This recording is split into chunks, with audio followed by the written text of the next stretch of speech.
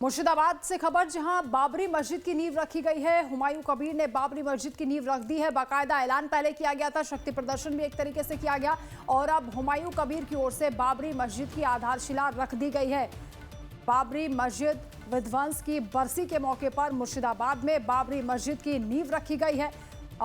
हालांकि पुलिस प्रशासन वहां पर मौजूद था और किसी भी तरह का माहौल ना बिगड़े, इस बात को लेकर भी निगरानी रखी जा रही थी। लेकिन अपने आप में ये बड़े सवाल है कि आखिर कैसे एक आक्रांता के नाम पर यह मस्जिद यहां पर तैयार हो रही है। मस्जिद की नींव रख दी गई है, वो भी खुलेआम धमकी देने के बाद। हुमायूं कबीर जो कि टीएमसी के नेता, जिन्हें सस्पेंड कर दिया गया, उनकी इसी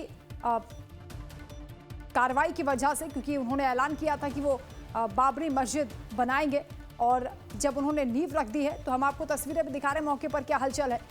फोर्स की तैनाती वहां पर है क्योंकि कोर्ट की ओर से भी कहा गया था कि वो मस्जिद बनाने का जो मामला है उसमें दखलंदाजी नहीं करेंगे, लेकिन राज्य सरकार की जिम्मेदारी, अगर किसी भी तरह का माहौल बिगड़ता है तो कानून व्यवस्था का जो जिम्मा होगा वो राज्य सरकार का होगा। ऐसे में राज्य सरकार ने यहाँ पर तैयारी तो की थी, प्रशासन तमाम यहाँ पर मौजूद है, अतिरिक्त फोर्स भी लगाए गए, लेकिन मुर्शिदाबाद में बाबरी मस्जिद की नींव रखने का जो मामला है वो वाकई हैरान करने वाला है, अजीबोगरीब है। मस्जिद आप कहीं भी बना सकते हैं, लेकिन बाबरी मस्जिद के नाम पर, यानी बाबर के नाम पर यह मस्जिद का निर्माण हो रहा है।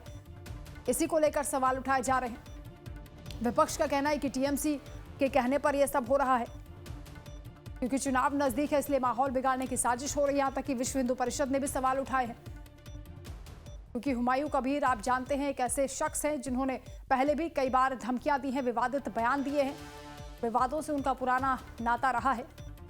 हिंदुओं को वो कई बार धमका चुके हैं, 70 और 30% की बात वो करते हैं और अब बाबरी मस्जिद को लेकर उन्होंने ऐलान किया था और उसकी आधारशिला भी रख दी है। मौके पर हालांकि सुरक्षा के इंतजाम किए गए, लेकिन हुमायूं कबीर अपने समर्थकों की भीड़ के साथ वहां पहुंचे।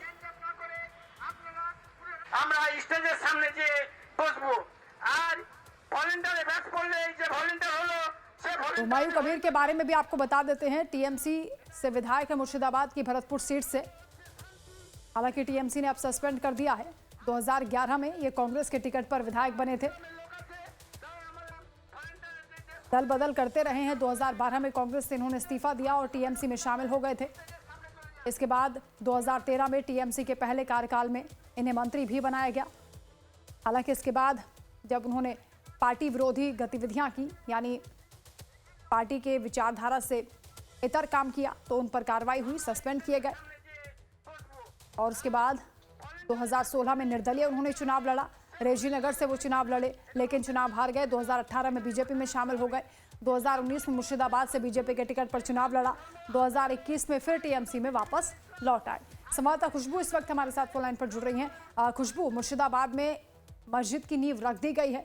मस्जिद पर सवाल नहीं, लेकिन नाम पर सवाल है कि आखिर हुमायूं कबीर ने बाबरी नाम क्यों रखा है? देखिए, बाबरी मस्जिद की आज एक तरीके से कहा जाए कि आज के दिन ही गिराया गया था और ऐसे में आज के दिन ही हुमायूं ने जानबूझ के, हालांकि टीएमसी के अभी विधायक मौजूद था और उन्होंने ऐलान कर दिया था कि आज के दिन ही बाबरी जो मस्जिद है उसकी नींव रखेंगे। बीजेपी की तरफ से इसका विरोध भी किया गया, बीजेपी के नेताओं की तरफ से कहा गया कि ये करना गलत होगा इस तरीके की, लेकिन बावजूद इसके उन्होंने आह्वान किया और उसके बाद पूरे बंगाल से हजारों की संख्या में लोग पहुंचे। नींव रख दी गई है मस्जिद की। हालांकि अभी तक किसी भी तरीके की कोई दंगे की खबर नहीं है। प्रशासन पूरी मुस्तैदी से लगा हुआ था, किसी तरीके की कोई दंगा ना भड़के सांप्रदायिक। फिलहाल स्थिति कंट्रोल में कही जा सकती है। लोगों की भीड़ है, लोग ट्रालियों में, ट्रैक्टरों में उससे भर भर के ईंट लेके पहुंचे थे नींव रखने के लिए। और जिस तरीके से ऐलान किया था कि 12 बजे हम जो भी हो हम नींव रखेंगे, चाहे स्थिति जो भी हो, और बिल्कुल ही एक तरीके से कहा जा सकता है कि खुला चैलेंज था कि इस मस्जिद का निर्माण होगा और आज के दिन ही नींव रखी जाएगी और बकायदा उस ऐलान के तहत अब नींव रख दी गई है। देखना होगा क्योंकि डर इस बात का था कोई खुशबू, हालांकि अभी हालात शांतिपूर्ण है, लेकिन कभी भी यहाँ सांप्रदायिक जो माहौल है वो बिगड़ सकता है, क्योंकि जिस तरीके से ऐलान किया गया था इस मस्जिद के निर्माण को लेकर, और कई बार इससे पहले भी विवादित बयान दे चुके हैं हुमायूं कबीर। विश्व हिंदू परिषद की ओर से कहा गया कि हिंदुओं को अगर उनके खिलाफ कोई साजिश की गई तो इसका अंजाम देखना होगा, ममता सरकार इसके लिए जिम्मेदार होगी।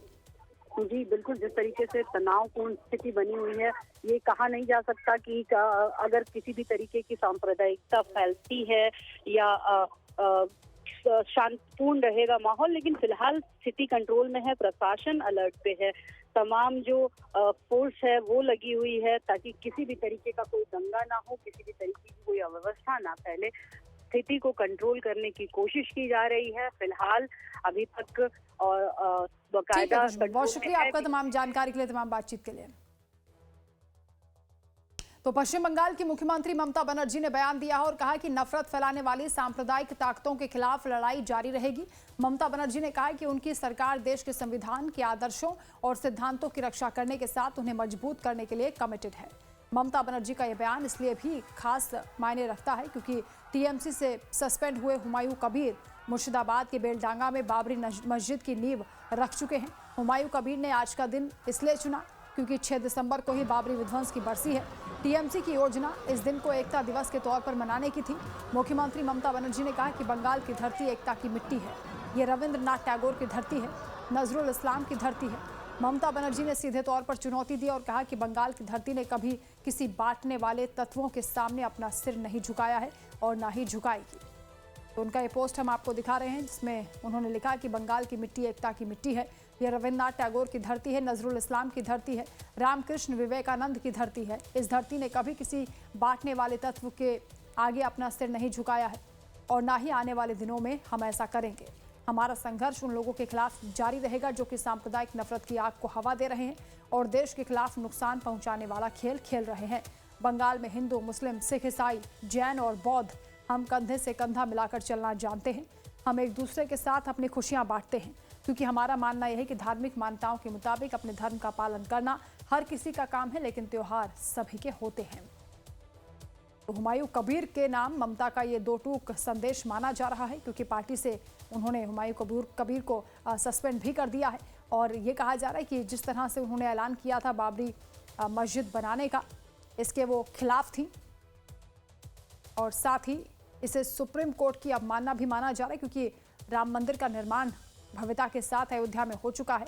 वो मामला वहीं पर खत्म हो गया, लेकिन यहाँ फिर से लोगों को उकसाने का काम किया जा रहा है, सांप्रदायिक माहौल बिगाड़ने की कोशिश की जा रही है।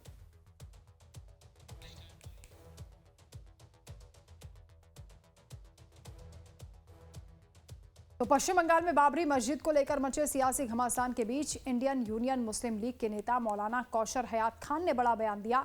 उन्होंने हुमायूं कबीर पर बड़ा हमला बोला और उन्हें बीजेपी का एजेंट कह दिया। कौशर हयात खान ने कहा कि इसके पीछे बीजेपी की चाल है। हुमायूं कबीर बीजेपी के निशाने पर काम कर रहे हैं ताकि बंगाल में ममता सरकार कमजोर पड़ जाए।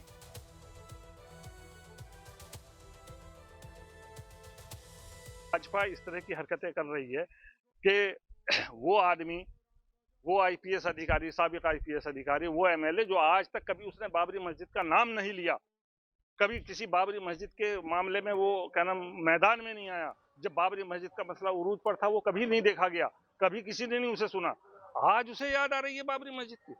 इसके पीछे सीधी सी बात है कि इसके पीछे भाजपा की साजिश है, भाजपा सरकार की साजिश है। वो बंगाल सरकार को हिलाना चाहती है, बंगाल सरकार के खिलाफ वो क्या नाम उसे कमजोर करना चाहती है। वो एक चाल है, हम इसके अलावा उसे कुछ नहीं देखते। कोई बाबरी मस्जिद नहीं बनाना चाहता, वो सिर्फ ये है कि वो ममता की सरकार को कमजोर करना चाहता है और उसके लिए वो भाजपा उसे इस्तेमाल कर रही है। आज बाबरी विध्वंस की बरसी है और बाबरी विध्वंस की बरसी को लेकर देश भर में अलर्ट है,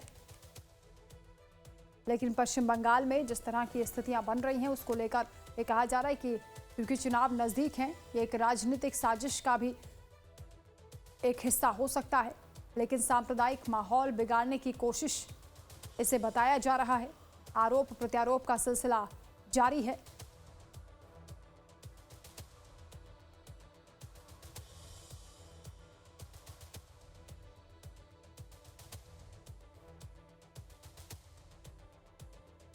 वहीं बाबरी विध्वंस की बरसी को लेकर देश भर में सुरक्षा व्यवस्था कड़ी कर दी गई है। खासतौर से धार्मिक स्थलों पर सुरक्षा बढ़ाई गई है। अयोध्या, मथुरा, प्रयागराज समेत सभी धार्मिक स्थलों पर सुरक्षा के पुख्ता इंतजाम किए गए हैं। किसी भी तरह की अप्रिय घटना या सांप्रदायिक तनाव की आशंका को देखते हुए पुलिस प्रशासन ने सुरक्षा के सभी मानकों को हाई अलर्ट मोड पर रखा है। अयोध्या धाम में प्रवेश करने वाले सभी वाहनों की सघन चेकिंग हो रही है। वाहन चालक और यात्रियों की पहचान की जांच के साथ साथ उनके सामान की भी तलाशी ली जा रही है। 6 दिसंबर 1992 को राम जन्मभूमि पर स्थित विवादित ढांचे को ध्वस्त किया गया था। उस स्थान पर अब भव्य राम मंदिर बनकर तैयार है। राम मंदिर के शिखर पर ध्वजारोहण के साथ ही इसकी पूर्णता की भी घोषणा हो चुकी है। तो आज सुरक्षा कड़ी कर दी गई है। खासतौर से काशी, मथुरा और अयोध्या में सघन चेकिंग अभियान चल रहा है। एजेंसियां भी इस वक्त अलर्ट हैं।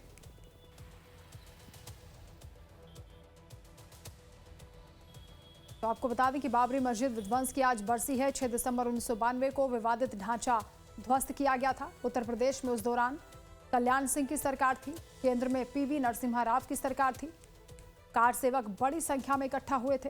विश्व हिंदू परिषद ने कार सेवकों को इकट्ठा किया था। कार सेवकों का मुख्य नारा जय श्री राम था। लगभग 5 घंटे में विध्वंस की पूरी कार्रवाई हुई। ढांचे के पास अस्थायी राम चबूतरा था। विध्वंस के बाद मलबे को हटा दिया गया और हिंदू समाज इसे शौर्य दिवस के तौर पर याद करता है। बाबरी विध्वंस के बाद क्या कुछ हुआ वो भी हम आपको बता देते हैं। देश भर में व्यापक दंगे भड़के। मुंबई में सांप्रदायिक दंगे हुए। कल्याण सिंह की सरकार को बर्खास्त कर दिया गया। उत्तर प्रदेश में राष्ट्रपति शासन लगा। आतंकवाद के खिलाफ टाडा कानून लागू हुआ। केंद्र ने जांच के लिए लिब्रहान आयोग नियुक्त किया और आयोग ने 17 साल के बाद 2009 में रिपोर्ट सौंपी। आपराधिक मामलों की जांच सीबीआई की ओर से की गई। बीजेपी और विश्व हिंदू परिषद के नेताओं पर साजिश रचने के आरोप लगे। कुल 32 आरोपियों के खिलाफ मुकदमा दर्ज हुआ, जिसमें लालकृष्ण आडवाणी भी थे, मुरली मनोहर जोशी भी थे। इसके बाद स्पेशल सीबीआई कोर्ट ने 2020 में सभी आरोपियों को बरी कर दिया। भूमि स्वामित्व का मामला सुप्रीम कोर्ट में उसके बाद चला। सुप्रीम कोर्ट का फैसला नवंबर 2019 में आया और विवादित भूमि राम मंदिर निर्माण के लिए दे दी गई। मुस्लिमों को 5 एकड़ वैकल्पिक जमीन देने का आदेश भी कोर्ट ने दिया। 2019 में श्री राम जन्मभूमि तीर्थ क्षेत्र का ट्रस्ट का गठन हुआ और उसके बाद राम मंदिर का भव्य निर्माण हुआ है। अब शिखर पर ध्वजारोहण का कार्यक्रम भी पूरा हो चुका है, यानी मंदिर पूर्ण रूप से बनकर तैयार है। देखिए, पूरा जो क्षेत्र है उसकी सुरक्षा को दृष्टिगत रखते हुए सीसीटीवी कैमरा से लैस किया गया है। लगातार भविष्य में और कवरेज करने के और टेक्नोलॉजी को भी उसमें इंटीग्रेट करने के भी प्रयास किए जाते हैं, जिसके लिए लगातार टेक्निकल कमेटी की मीटिंग्स भी चलती हैं। आगे भविष्य में और अच्छे सीसीटीवी कैमरास और उसमें जो सॉल्यूशंस हैं और जो सुरक्षा के वहाँ पर स्थापित किया जाए, इसके लिए प्रयास चलते हैं।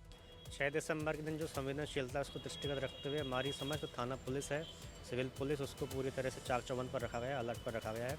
जगह जगह हम चेकिंग का अभियान चला रहे हैं। इसके साथ ही सोशल मीडिया पर भी पैनी नज़र रखी जा रही है। किसी भी तरह के भ्रम या अफवाह फैलाने वालों पर कड़ी कार्रवाई की जाएगी, उनको चिन्हित किया जाएगा। इसके साथ ही हमारी जो इंटेलिजेंस है उसको भी अलर्ट मोड पर रखा गया है। किसी भी तरह का ऐसा इनपुट आने पर जो यहाँ की शांति व्यवस्था को और लॉ एंड ऑर्डर को प्रभावित कर सकता है, उसके ऊपर कड़ी नज़र रखी जाएगी और आवश्यक विधिक कार्रवाई की जाएगी। ये सवाल हमारे हिंदुस्तान का है, बाबरी मस्जिद का है। सुप्रीम कोर्ट को जो का फैसला आया, जिस देश का मुसलमान है उस देश का कानून भी मानता है। कोर्ट का फैसला आया, मुसलमानों ने सम्मान किया। अब काला दिवस मनाने की कोई ज़रूरत नहीं है। इस्लाम में भी देखो कि इतने दिन तक गम मनाने की ज़रूरत नहीं है। ना इस्लाम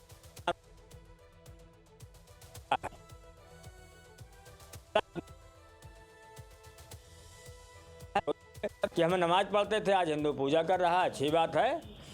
धर्म होना चाहिए, कर्म होना चाहिए। कर्म के अनुसार भी लोग पूजे जाते हैं। तो धर्म ये सिखाता है कि कर्म ये भी अच्छा करो, कर्म प्रधान है। और कर्म के हिसाब से लोग पूजे जाएंगे। हिंदुस्तान में शांति होना चाहिए, अच्छा माहौल होना चाहिए, हिंदू और मुसलमानों का भाईचारा होना चाहिए। यही हम संदेश लोगों को देते हैं और यही इस्लाम कहता भी है, यही होना भी। सब अपने आप में जो है पूर्णता विजय की ओर हैं और हिंदू समाज जो है वो अपने मंदिर पर अधिकार प्राप्त कर चुका है। उसको न्यायालय के ही माध्यम से सही उसको प्राप्त हुआ है। तो मैं कहता हूं कि 6 दिसंबर के कार्यक्रम को ज़रूर अपने अपने स्थानों पर रहकर ही मनाना चाहिए। लोग अपनी सुविधा के अनुसार मनाएं और विजय का जो प्रतीक है उसके प्रति नतमस्तक हों। हनुमान चालीसा का पाठ करें, सुंदरकांड का पाठ करें या जो भी कार्यक्रम वो कर सकते हैं, गोष्ठियाँ करना गोष्ठियाँ करें, रक्तदान करना चाहते हैं रक्तदान करें। तो इस प्रकार से जो भी उनकी अभिलाषा है वो अपने अनुसार कर सकते हैं।